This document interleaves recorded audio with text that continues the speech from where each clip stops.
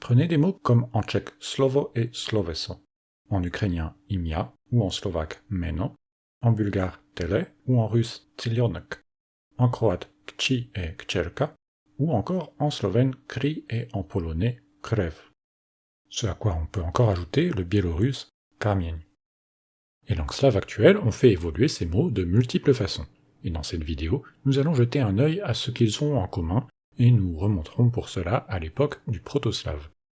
Leur point commun, c'est qu'ils sont tous issus de thèmes consonantiques, c'est-à-dire qu'à l'époque du proto-slave, leur déclinaison se faisait sur la base des consonnes de chacun de ces thèmes.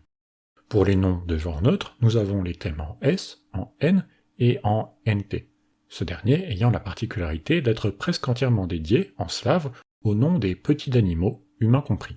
Pour les noms de genre féminin, on a les thèmes en R et les thèmes en V ou en W, et pour les noms de genre masculin, on a le thème en N.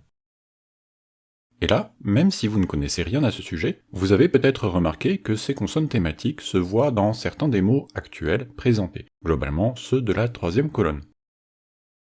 Mais vous avez aussi sûrement vu que les mots du proto-slave ressemblent plutôt aux mots de la deuxième colonne. Nous reviendrons sur ces points un petit peu plus tard.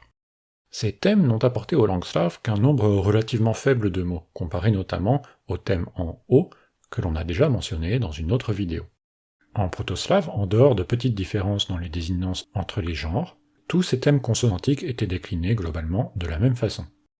Comme le but de cette vidéo n'est pas de tout montrer les évolutions allant du proto-indo-européen au proto-slave, je vais me permettre de faire quelques gros raccourcis.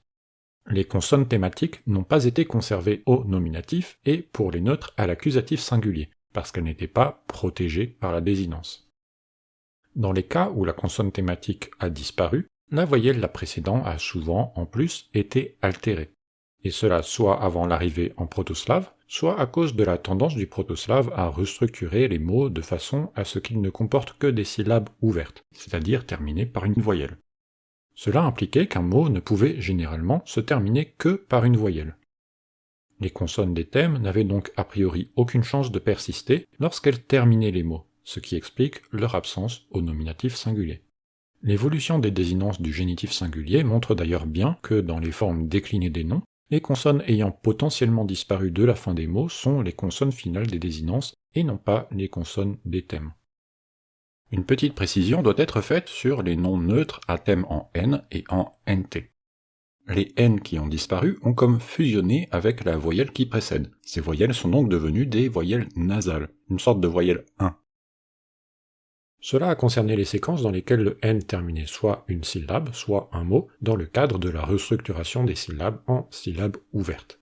Pour les noms neutres à thème en N, seuls le nominatif et l'accusatif singulier ont été concernés, puisque le N était au début de la dernière syllabe dans les autres cas.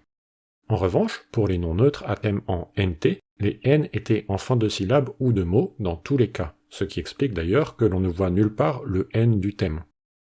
Et cela correspond d'ailleurs encore à l'emplacement des voyelles nasales en polonais et en cachoube dans les modèles de déclinaison hérités de ces deux thèmes, les autres langues slaves ayant perdu leurs voyelles nasales.